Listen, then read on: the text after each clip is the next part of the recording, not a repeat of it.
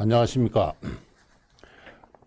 이영훈의 역사비평. 오늘의 제목은 오늘은 국치일입니다. 8월 29일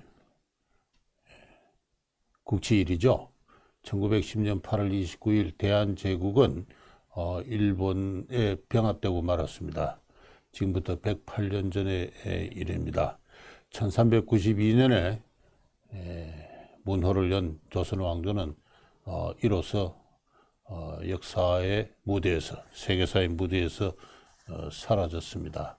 제 할아버지가 나이 20대의 일입니다. 저는 어릴 때 제 할아버지 얼굴을 보았습니다. 따라서 저는 항상 그 조선 왕조의 그 멸망을 과거의 역사 사건이라고 생각하지 않고 제 당대의 현재적 사건으로 감각하고 있습니다.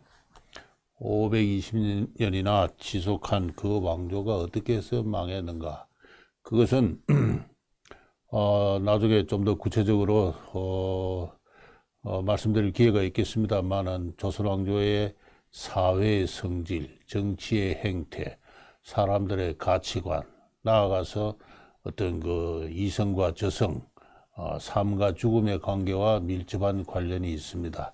근데 그런 문제들은 지난 100년 사이에 큰 변함이 없었다고 저는 생각을 하고, 그런 의미에서 조선 왕조가 멸망하게 된 그 시대의 사회의 성질과 정치의 행태, 한국인들의 어떤 사생관, 삶과 죽음의 문제는 오늘날에도 여전하다고 저는 생각하고 있습니다. 그래서 저는 늘 한국의 사회와 정치를 보면서, 특히 정치 행태를 보면서 조선 왕조의 망국을 연상하는 경우가 많이 있습니다.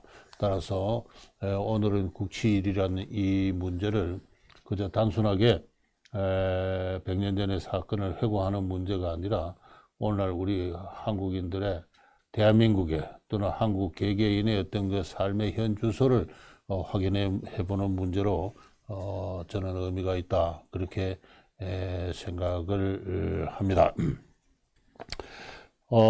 다 잘 알다시피 병합조약인데 이것은 1910년 8월 22일에 체결되어서 29일 이른바 국치일에 공포가 된 병합조약입니다.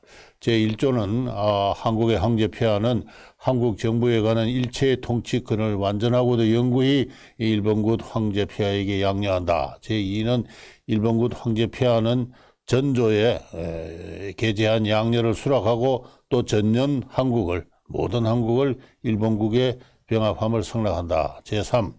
일본국 황제 폐하는 한국 황제, 태황제, 황태자 폐하와 그 후비 및 후예로 하여금 각기 지위에 응하는 상당한 존칭, 위엄 그리고 명예를 향유케 하며 또 이를 보지하기에 충분한 세비를 공급할 것을 약속한다. 제4는 일본군 황제 폐하는 전조 이외의 한국 황족과 후예에 대하여 각기 상당한 명예와 대우를 향유케 하며 또 이를 유지하기에 필요한 자금을 공유할 것을 약속한다. 제5. 일본군 황제 폐하는 훈공 있는 한인으로서 특히 표창을 행함이 적당하다고 인정되는 자에 대하여 영작을 수여하고 또 은금을 수여한다. 이러한 내용들로 되어 있습니다. 이러한 조약이 체결되는 전후 과정을 잠시 설명드리면요.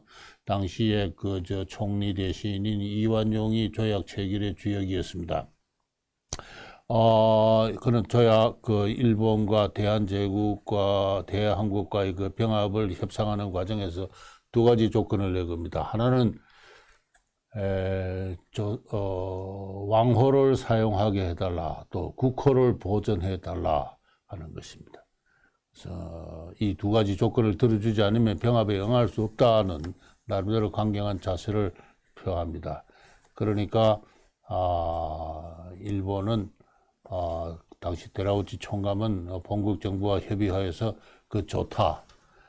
다만 왕호는 이왕으로 한다, 이렇게 돼. 국호는 조선으로 하되, 그래서 조선 총독부가 나중에 설치가 되는 것이죠. 그러나 왕호는 이왕으로 한다. 조선왕으로 하면은 국호와 일치시켜 놓으면 나중에 문제가 발생한다, 이래가지고.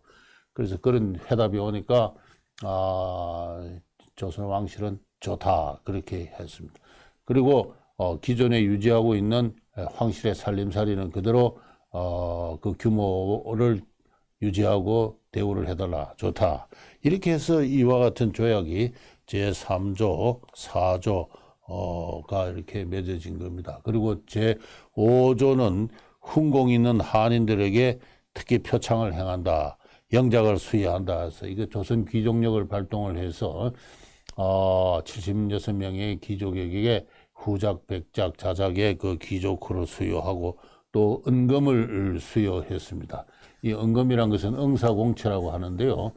병합과 더불어 무려 한 3천만 원에 당시 조선총독부 2년간의 예산에 해당하는 그 금의 공채를 발행을 해가지고 조선의 귀족들에게 그 다음에 조선의 그 관리들에게 한 3,800명 정도 되는 관리들에게 그리고 지방의 유력 양반가 한 3,200명에 대해서 그렇게 은사공채를 발행을 합니다. 지방의 효자 절부에게도 3,200명의 효자 절부에게도 은사공채를 지불했고요. 그다음에 빈궁한 호라비 과부 고아 독신자 7만여 명에게도 그 은사공채를 지불했습니다. 이 공채를 지불했기 때문에 현금을 지불한 것은 아닙니다. 아닌데 그래서 연리 5%의 그 영구공채를 지급을 했는데 몇 년 뒤에는 이 공채를 지급받은 사람들의 정이 있고 해서 이것을 조선은행에서 인수를 해서 현금화하는 길도 터주곤 했습니다.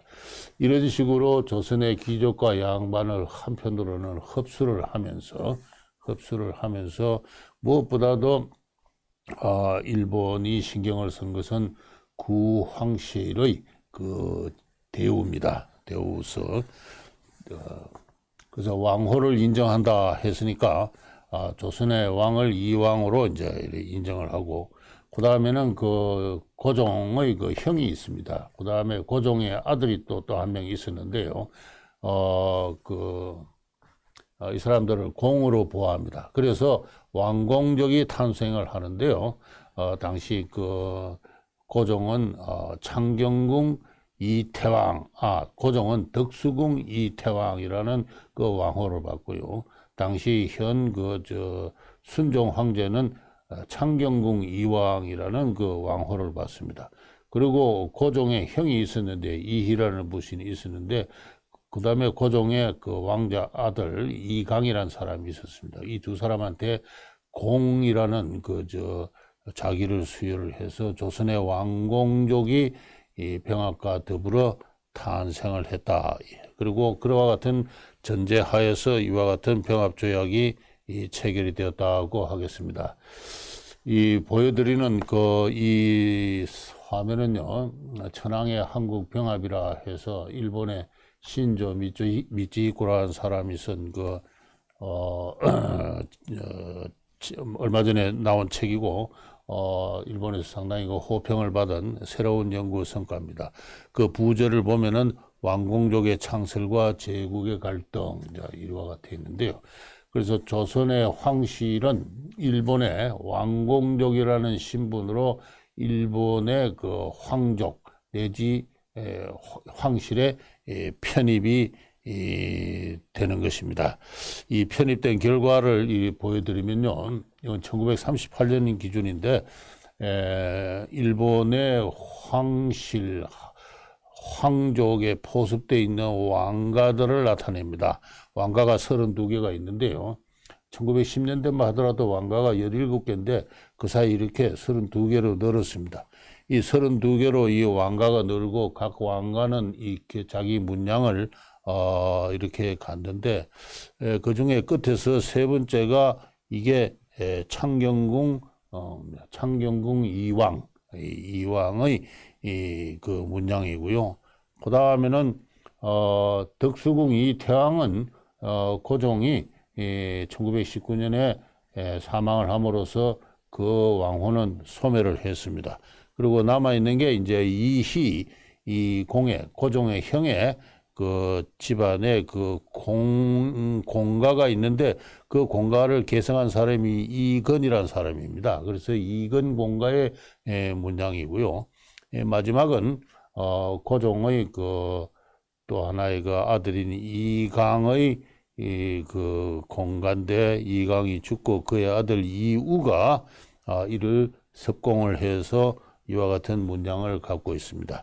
근데 공이라 하지만 사실상 대공 왕과 같은 신분으로서 일본의 황실을 구성하는 32개의 가문의 하나로 포섭되어 있는 그와 같은 모습을 볼 수 있습니다. 이 조금 전에 보여드린 이 사진은 야스쿠니 신사에서 일어나는 큰 대제, 큰 제사에 일본의 황족들이 도열해 있는 모습인데요. 서열대로 쭉 서 있는데 이 황족의 끝에서 세 번째 당시 영친왕 이연이 거기에 서 있고 그 옆에 키가 큰 사람이 이건입니다. 이건이고 마지막에 서 있는 사람이 이우고, 그래서 조선의 대한제국의 황실은 대한제국의 병합과 함께 이 하나의 왕과 두 개의 공족으로 그 신분이 변경이 되어서 일본의 황실에 편입되었다, 그렇게 이야기할 수 있습니다. 그래서 흔히들 조선왕조의 멸망 또는 대한제국의 패망이라고 하지만은 그 황실이 공중분이 되어서 어디 사라진 것은 아니고 그 황실 자체가 일본의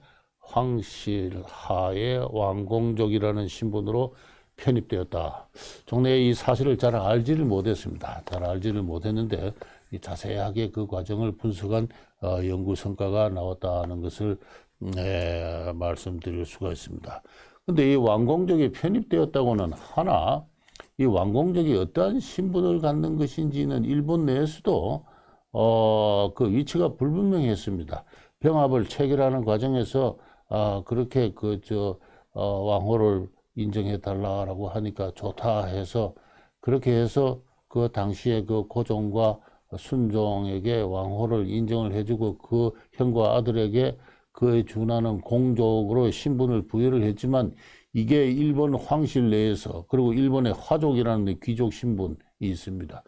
이 관계가 어떻게 되는 것인지가 좀 불분명했습니다. 그래 애매한 상태로서 세월이 지내는데 1916년에 일본에 있던 그 영친왕이, 그러니까 장차 창경궁 이왕을 서방을 할 그 왕 세제가 되는 사람이죠. 이 사람이 일본 황족의 여인과 결혼을 하게 됩니다. 아까 제가 32개의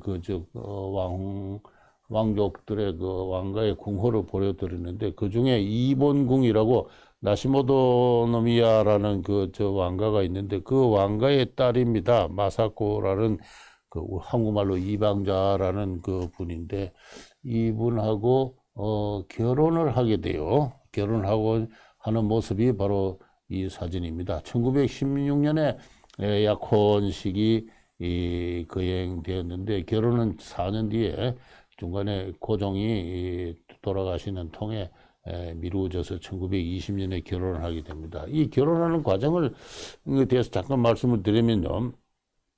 이 일본의 그 황실 전범에 의하면은 황족의 자녀는 황족과 반드시 결혼하게 되어 있습니다. 그래서 근데 이 혼기에 찬 이 마사코 이 여왕은 결혼할 상대가 없었어요. 마땅한 황족 내에서 그 배필을 구할 수 있는 그러한 그 처지가 못 되었습니다. 그래서 이 마사코 이 여왕의 그 어머니가 되는 이스코라는 사람이 당시 동경에 머물고 있는 영친왕에 주목을 합니다. 이 영친왕은 장차 이 창경궁 이왕을 서박할 사람일 뿐만 아니라 대단히 부유했습니다. 일본이 이 조선의 왕공족을 설치하면서 이 왕공족을 관리하기 위해서 이왕직이라는 하나의 관청을 신설하는데요. 이 왕직의 연간 예산이 150만 원엔이었습니다. 150만 엔이었는데 이것은 당시 일본의 개별 왕가들, 아까 말씀드린 그 왕가들의 연봉이 7만 원, 8만 엔 정도 했습니다. 그래서 1910년대, 20년대, 30년대까지 그 모든 왕가의 예산을 연봉을 다 합해도 이황직의 연봉에 달하지 않을 만큼 이황직은 부유했습니다. 일본에서 천황 다음으로 부유한 연봉을 누리고 있었던 그와 같은 사람이었다고 하겠습니다. 그래서 마사코 여사의 그 어머니가 영친왕과의 혼인을 생각하게 되었고, 그래서 그런 뜻을 그 당시 총독 데라우지에게 표명을 합니다. 야, 고종 그 이태왕에게 혼담을 좀 넣어주세요 하고 중매를 부탁을 했는데, 이 노회한 정치가 총 데라우지는 야, 이거 결혼해서 좋을지 말지, 조선 왕실과 일본의 황실을 어떻게 저렇게 혈연으로 엮어서 좋을지를 고민을 해서 무려 1년 가까이를 묵살을 하고 있다가 드디어 추진하기로 결심을 하고 고종에게 혼담을 넣습니다. 혼담을 넣으니까 의외로 고종이, 이태왕이 이를 매우 환영을 했다. 그렇게 이스코 여사의 일기에 나옵니다. 이태왕은 어찌도 그렇게 좋아하셨는지요. 그렇게 일기에 쓰여 있어요. 이로써 우리 이시왕가의 종묘사직은 영구히 보존될 수 있구나 하는 안도의 한숨을 내리신 겁니다. 여러분, 이걸 이해하셔야 됩니다. 왕가의 본질이 뭐냐? 종묘사직입니다. 종묘사직입니다. 1907년에 헤이그 밀사 사건으로 고종이 상당히 그 정치적 지위가 위태로울 때 신하들이, 특히 이완용이가 건의를 합니다. 전하는 가볍고 사직이 중요합니다. 사직을 보존하세요. 그렇게 이야기를 합니다. 그러니까 당시 조약 위반이라고 해서 일본이, 특히 이토 히로부미라는 사람이 조약을 위반했으니까 일본을 모독한 것이고, 따라서 일본은 선전포고를 하겠다 이렇게 협박을 하니까 이완용이라는 그 조선 왕조의 마지막 충복이죠. 고종에게 충고를 하기를 군은 가볍고 사직은 중하다 그렇게 이야기합니다. 다시 말해서 조상신을 모시고 있는 그 열성조, 조상신을 모시고 있는 그 사직, 그 귀신의 공통, 그것이야말로 왕실의 본질이고 조선 왕조의 핵심인 것이죠. 바로 요 점을 제가 오늘 말씀드리고 싶습니다. 그래서 고종은 일본으로부터 혼담이 들어오자 기왕에 일본의 왕궁적으로 편입되어 있던 것에 더해서 일본 황실과 인연을 맺게 되면은 우리 조선 이 왕실의 종묘사직은 영구히 보존될 수 있다. 그런 차원에서 이를 환영을 했던 겁니다. 환영을 했던 것이고, 그렇게 해서 혼담이 결국 성립을 해서 결혼을 이렇게 하게 됐는데요. 결혼을 하게 되니까 이제 일본에서 문제가 발생을 했습니다. 우선 황실 전범을 고쳐야 됐어요. 그래서 황실 전범이라는 일본의 헌법 위에 있는 게, 헌법보다 더 지중한 법이 황실 전범인데, 황실 전범을 고쳐가지고 황족의 여자는 왕공족과 결혼할 수 있다라는 그러한 그 조항을 하나 신설함으로써 이로써 이 마사코 여사의 결혼이 일본 천황에 의해서 승인이 되었던 겁니다. 그러고 나서 이 왕공족의 지위를 어떻게 규정할 것인가에 대한 법률이 아직 없었기 때문에 법률을 제정하자. 그래서 왕공가 계범이라는 그러한 법률을 만들기 시작하는데, 일본 정부 내에서 일본의 그 추미런이라는 정부를 대표하는 원로회의와 그리고 일본 황실의 의견이 달랐습니다. 일본 황실에서는 황실의 일부로서 사실상 황족의 과 동일한 신분으로서 왕공족을 편입시키려고 했던 반면에, 일본 정부는 아니다, 황족과는 구분되는 황족 밑에 왕공족을 두자 해서, 그리고 그 밑에 화족이라고 하는 그래서 황족과 왕공족을 법률적으로는 구분한다는 게 정부의 입장이었고, 이게 다 타협이 안 되어 가지고 법률이 만들어지는 것은 막상 1928년입니다. 최종적으로는 추미련의 의견에 따라서 황족이 있고 그 밑에 왕공족이 있고 그 밑에 화족이 있는, 그렇지만은 의례상 왕공족은 황족과 동일한 대우를 한다 이렇게 되어 있습니다. 이제 그렇게 해서 조선 왕실의 지위가 최종적으로 결정되는데, 그 조선 왕실의 이왕제의 지위가 최종적으로 결정되는 데는 이 영친왕과 그다음에 일본 황실의 여인과의 결혼이 대단히 중요했다는 것을 이야기할 수 있고, 이를 계기로 왕공과 계범이라는 법률이 성립했다는 것입니다. 그리고 이 영친왕 이외에 3명의 왕족과 공족이 일본에 살고 있었습니다. 제일 왼쪽에 있는 게 이근공이라고 해서 그 고종의 형 이희로부터 시작하는 그 공가에 섭작한 일본의 육군으로 복무를 했습니다. 두 번째 있는 사람은 이우라고 해서요. 이 사람은 이강공의 그 자기를 섭작한 사람인데, 이 역시 군인이었습니다. 둘 다 군인이었고요. 이건공은 그 일본 여자와 마찬가지로 영친왕과 마찬가지로 결혼을 했고, 요 이우공은 박찬수라는 서울의 박씨 가문하고 결혼을 했습니다. 그 다음에 옆에 있는 여인이 잘 알려진 덕혜라는 한국어로는 흔히 덕혜옹주라고 합니다만은, 이 태왕 고종은 은비가 죽고 난 이후에 1912년에 그 덕수궁의 주방에서 일하는 그 지위가 낮은 양춘기라는 또 여인과 교섭을 해서 한 여아를 출생을 합니다. 그게 그 덕혜인데요. 조선시대로 말하면은 덕혜옹주가 되는데, 이미 일본 왕실에 편식되었으니까 일본식으로 표현하면은 희매가 됩니다. 근데 이게는 이 태왕은 당대 하나는 왕호고, 또 부인이 정식 귀족으로 책봉된 사람이 아니라서 왕족으로 편입되기 힘든데, 고종의 특별한 요청에 의해서 대라우지의 주선에 의해서 왕공과 계범에서 이 덕혜는 왕족으로 인정받는 신분이었고, 연봉 9만 원의 특별한 대우를 받는 그러한 귀족 신분이었습니다. 그리고 그 결혼 상대가 잘 아는 대로 대마도의 그 종씨, 그 화족 종씨였는데요. 이 1930년에 이 화족 종씨 가문과 결혼함으로써 왕족의 신분에서 화족의 신분으로 그 신분이 바뀌었습니다.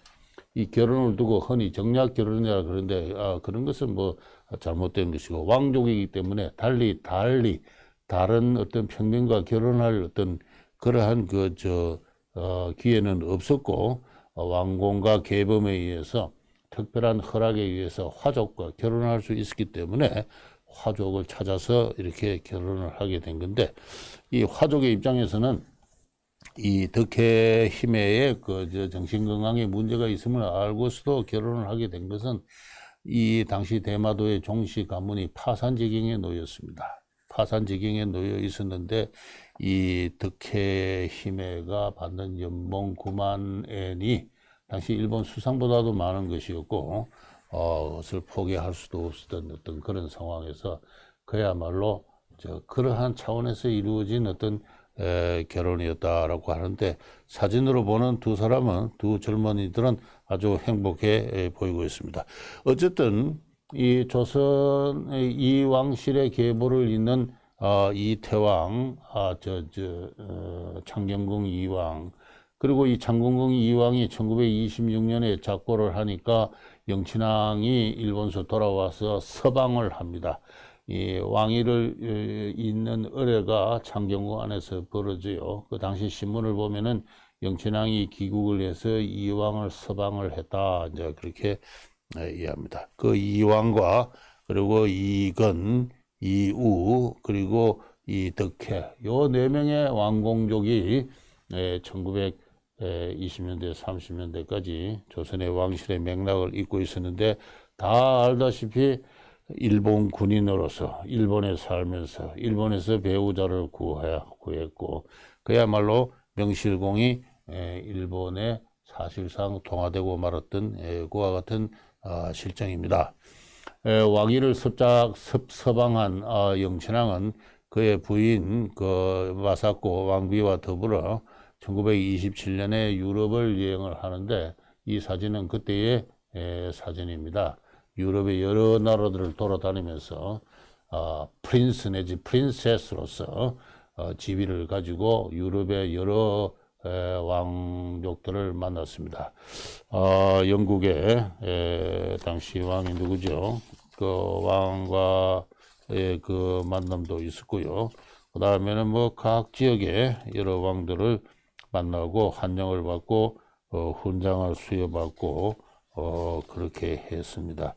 영국 왕 조지 5세를 아련했고요. 벨기에, 프랑스, 이탈리아, 오스트리아, 스웨덴, 덴마크, 노르웨이 등을 여행하면서 각 지역의 왕족들을 만났습니다. 여권에는 카운트 또는 카운트니스, 백작 내지 백작 부인으로서 그 신분이 표시가 되었는데, 오고 가는 메일에서는 프린세스로서 행세를 했습니다. 이렇게 조선의 왕실은 일본에 편입된 채 그 명맥을 이어가고 있었다고 할 수 있고요. 또 보여드리는 사진은 1940년에 육군 중장으로 승진한 영친왕이 동경 주변의 어느 사사단의 사단장으로 취임을 하면서 있었던 열병식의 사진입니다. 이렇게 조선의 왕공족은 일본의 황실에 편입된 가운데 일본의 군인으로서 일본에 철저하게 동화되는 가운데 그렇게 해방을 맞았고요. 해방 이후에는 1947년에 일본의 헌법이 제정될 때 일본의 신헌법은 일본의 귀족제도를 인정하지 않습니다. 황족과 화족 신분제를 폐지를 하는데요. 그때 더불어 왕공족도 따라서 폐지되었다. 보다 정확하게 말해서 1947년 헌법이 만들어질 때 그 때를 같이해서 외국인 등록령을 시행을 합니다. 그때 일본에 있던 모든 외국인이 등록을 해야 되는데, 이 영친왕은 그리고 그 밑에 있는 두 공은 조선왕입니다. 그러니까 조선에서 온 이왕 이렇게 되어 있기 때문에 외국인으로 취급되어 가지고 외국인 등록령에 따라서 외국인으로 등록해야 되었습니다. 바로 이때 사실상 왕공족은 폐지되었다 이렇게 이야기할 수 있고요.